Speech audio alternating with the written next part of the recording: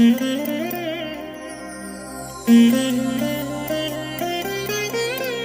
దినం పరము నుండి దిగివచ్చు మాట. ఇది నీ జీవితానికి వెలుగుల బాట. నీ ఒడిలో ఉంచబడిన దీవెనల మూట, అద్భుతాల ఆనంద ఊట.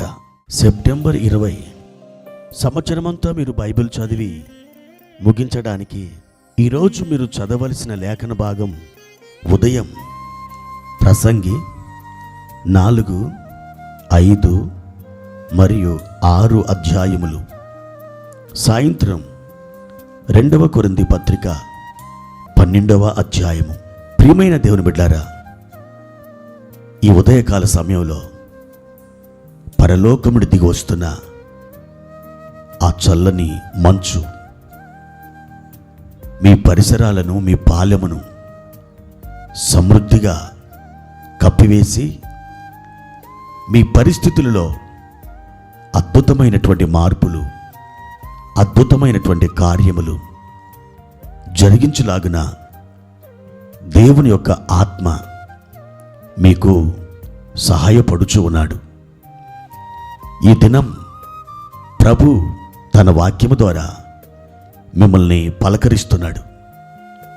ప్రియ దేవుని బిడ్డలారా, ఈ ఉదయకాలం మీరు మీ పడకల మీద నుండి లేచి దేవుని వాక్యాన్ని చదివి ధ్యానం చేశారా? మీరు చదివిన వాక్య భాగములో నుండి దేవుని యొక్క స్వరాన్ని మీరు విన్నారా? మీరు విన్నటువంటి ఆ స్వరాన్ని, లేదా ఆ వాగ్దానమో, ఆ హెచ్చరికయో, దానిని ప్రభు ఎదుట మోకాల్లోని ఎత్తిపట్టి మీరు ప్రార్థన చేసుకున్నారా? మన ముందున్నటువంటి భోజనంలో మరి అన్నం, ఆ అన్నములో ఒక కూర ఎలాగైతే ఉంటుందో ఆ రెండింటిని మనం కలిపి ఏ విధంగా భుజిస్తామో, దేవుని వాక్యం అలాగే ప్రార్థన, ఈ రెండు సమ్మిళితమై ప్రభు ఎదుట నువ్వు నిలిచినప్పుడు నీ ఆత్మకు ఒక తృప్తి కలుగుతుంది, నీ జీవితానికి జయమొస్తుంది. నీవు క్రొవ్విన లేగ దూడవలే గంతులు వేస్తావు. పరలోకపు ఆనందం నిన్ను అణువణువున నింపడం నువ్వు చూస్తావు. దేవుని కృప అట్టి విధంగా మిమ్మల్ని నడిపించునుగాక. ప్రియ దేవుని బిడ్డలారా, దేవుని వాక్యాన్ని చదువుకుందాం. యోవేలు గ్రంథం 2వ అధ్యాయము 16వ వచనం. జనులను సమకూర్చుడి, సమాజ కూటం ప్రతిష్ఠించుడి, పెద్దలను పిలువనంపించుడి, చిన్నవారిని స్తన్యపానం చేయు బిడ్డలను తోడుకొని రండి.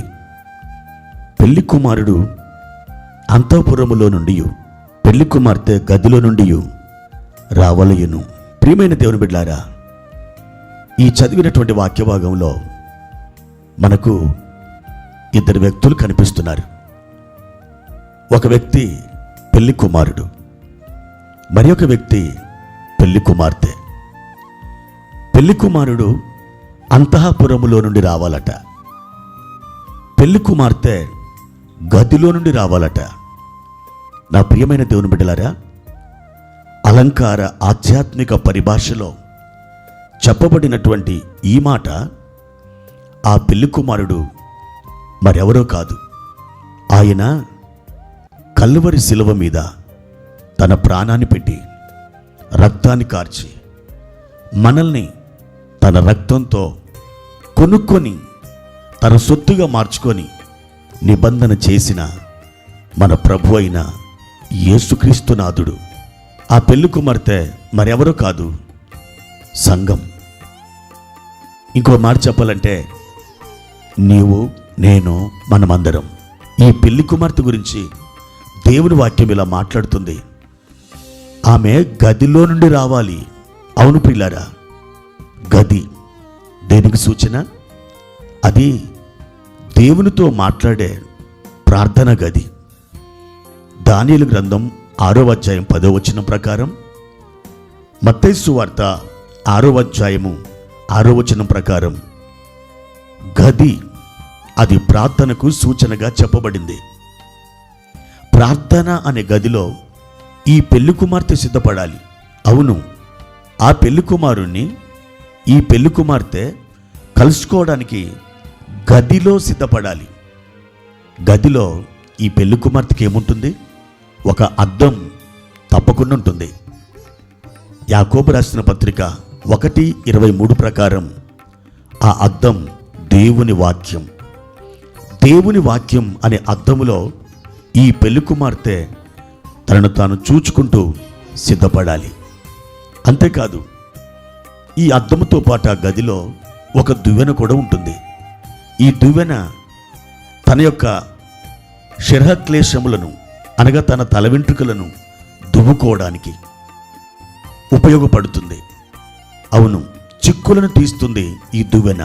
దాని అర్థం ఏంటంటే, తలపైన ఉన్నటువంటి ఆ వెంట్రుకలను మనం చిక్కులు తీయడానికి, దువ్వుకోవడానికి ఈ దువ్వెనని ఎలా ఉపయోగిస్తామో, ప్రియ దేవుని బిడ్డలారా, మన జీవితంలో, మన తలలో, మన మనస్సులో ఉన్నటువంటి ప్రతి చిక్కుని తొలగించడానికి దేవుని వాక్యం అనే అద్దములు చూస్తూ మనల్ని మనమే స్వపరిశీలన చేసుకోవాలి.